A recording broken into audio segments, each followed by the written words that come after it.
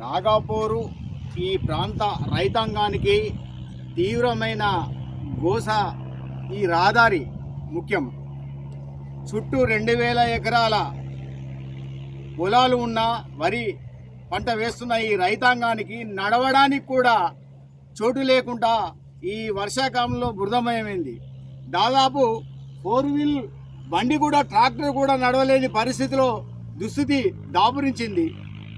స్థానిక ఎమ్మెల్యే గారికి భారతీయ జనతా పార్టీ తరఫున మేము హెచ్చరిస్తున్నాం. తక్షణమే ఈ 5-6 రోజుల లోపట ఈ రైతాంగానికి ఇబ్బంది లేకుండా రైతులు సవ్యంగా వాళ్ళు వ్యవసాయ పనులు సాగు చేసుకోవడానికి రహదారిని తక్షణమే నిర్మించాలని చెప్పేసి భారతీయ జనతా పార్టీ తరఫున డిమాండ్ చేస్తున్నాం.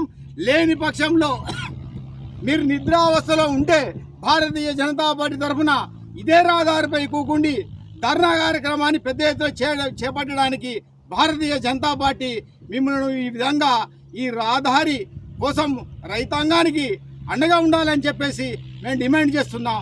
జై హింద్, జై భారత్.